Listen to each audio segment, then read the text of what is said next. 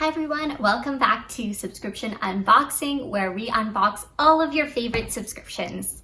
Today we are going to be unboxing Once Upon a Book Club's selection for August 2021. Once Upon a Book Club comes in 2 forms per month.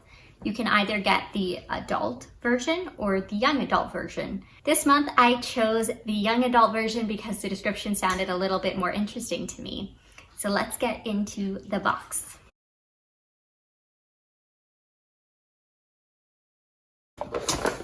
The book this month is A Lesson in Vengeance by Victoria Lee, and I just think this cover is like stunning. I love the purple theme with the flowers and the black kind of cobwebs. It just feels super like Halloween-esque.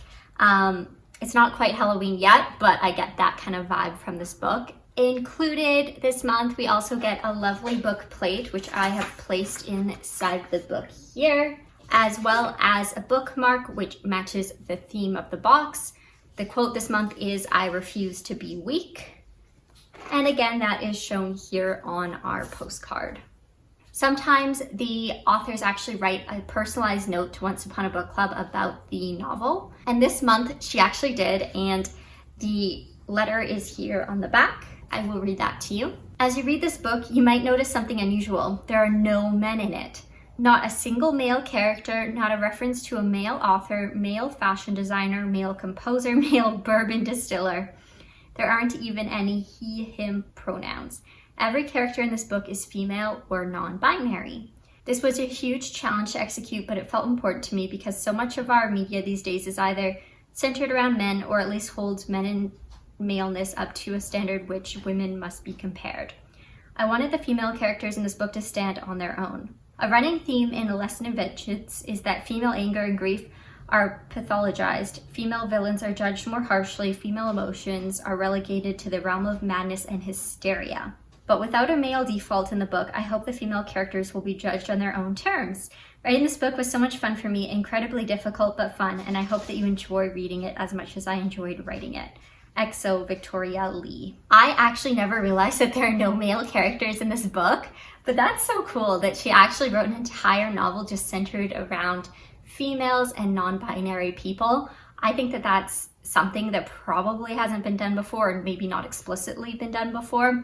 So I thought that's a really unique element to this book, and I was not expecting her letter to be about that. The novel centers around a young woman who is in this kind of like private school area, and she's part of this like house that's kind of known for people who are interested in literature and writing, and she is investigating kind of like witchcraft for her thesis. So this whole school and the whole area that they live in is kind of based upon witchcraft. What I did anticipate that the author would write about in her letter would be a little bit more aligned to the plot of the novel. So since she didn't write about that, let me read you the back of the book so you get a little bit of an idea as to what this novel is actually about. Felicity Morrow is back at the Dalloway School. Perched in the Catskill Mountains, the centuries-old ivy-covered campus was home until the tragic death of her girlfriend. Now, after a year away, she's returned to finish high school. She even has her old room in Godwin House, the exclusive dormitory rumored to be haunted by the spirits of 5 Dalloway students.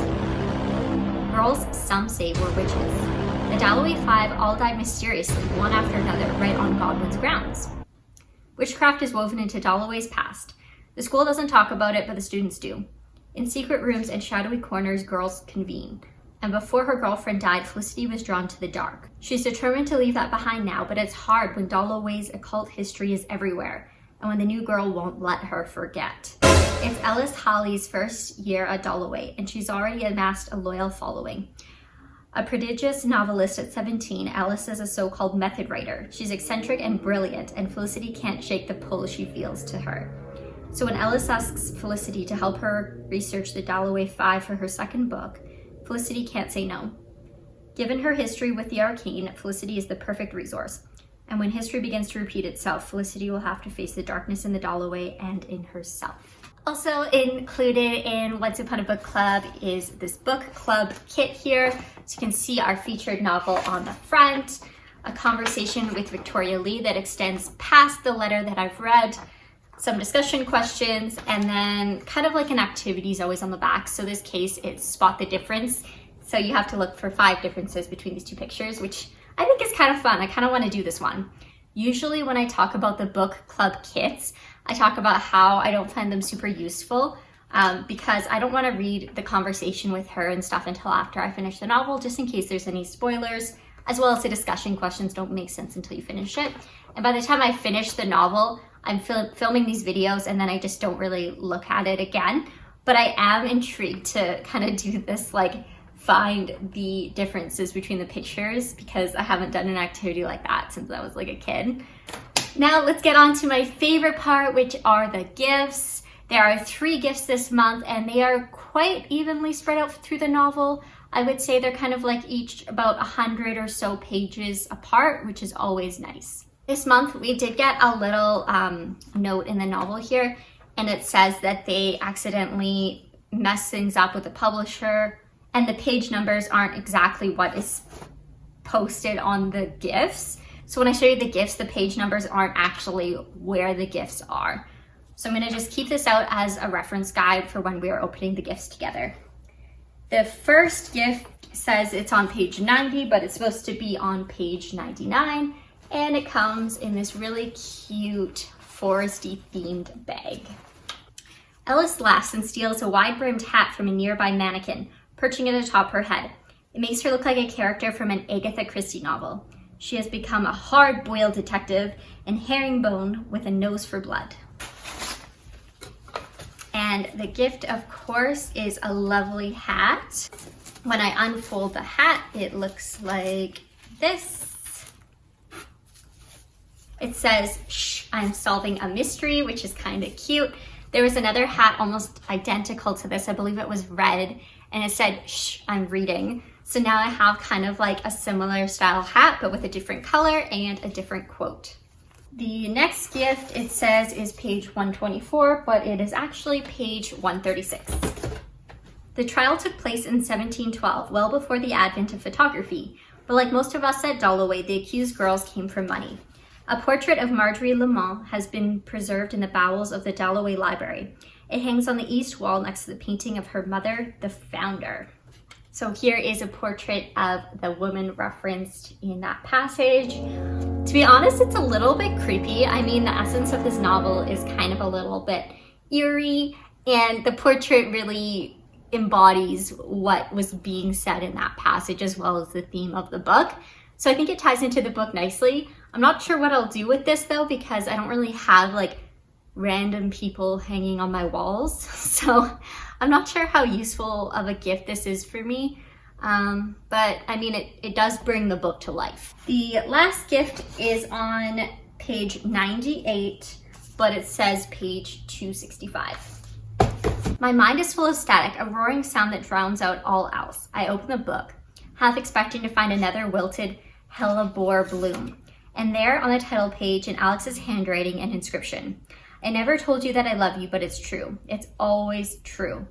Those words, they're my words from the letter I wrote to Alex a week after she died.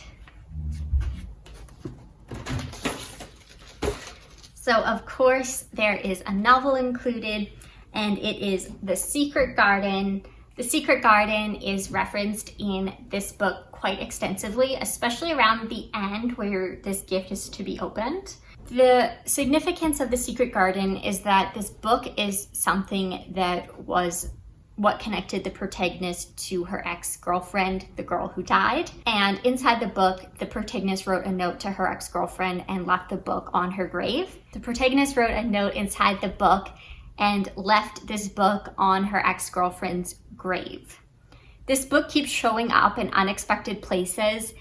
It's the same novel because the inscription is still inside. So the protagonist is like, did you move this? She's asking her friends, did you move this book inside my room? Did you take it from her grave? And they're all denying, no, I didn't. So she's starting to believe that there's witchcraft involved and that her ex-girlfriend is still somehow alive, maybe haunting her and moving this book around. So that is the significance of this specific novel. I'm glad to have this book. I think this is really cute. I don't actually own a copy of The Secret Garden, but I've watched like the movie adaptations and it was pretty cute. So I think this is going to be a great gift to add to my collection. Interesting, I opened up the book and it is printed backwards. I don't know if that's supposed to be the case here. If I flip it around to the other side, which I thought was the back, there is the actual note. It says, "I never told you that I love you, but it's true. It was always true." And that's the inscription here. So it's always amazing to get a book inside a book box because obviously I love reading. So this is definitely my favorite gift. It's been a while since we've actually received a novel within this book box. So I'm super happy to have this gift. Overall, if you're thinking about reading A Lesson in Vengeance, I would say that the storyline is really interesting. Not something I would typically pick up for myself, but something I'm glad to have read. And the author's writing is really phenomenal. So she has her PhD in psychology, so she's learned how to write from like an academic perspective, which is something I really resonate with, having done my master's in psychology.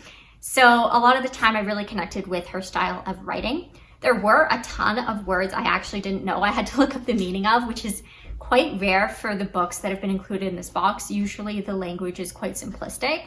So I really did appreciate having a little bit more advanced prose. My one kind of gripe about this book, if I had to say something that was kind of a downside, is that it seemed like a lot of the scenes kind of repeated, and it seemed like the book didn't need to carry on as long as it did.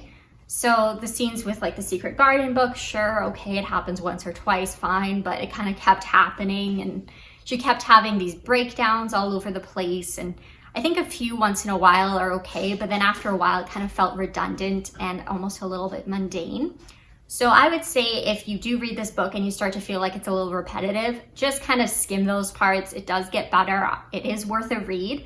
So overall, I would give this book like a 4 out of 5 stars. If those passages weren't repetitive, I'd probably give it like a 4.5 to 5 stars. Thank you so much for watching this video. If you liked it, please consider giving it a thumb up and subscribing down to my channel below for more subscription box unboxings. And I will see you in the next one. Bye!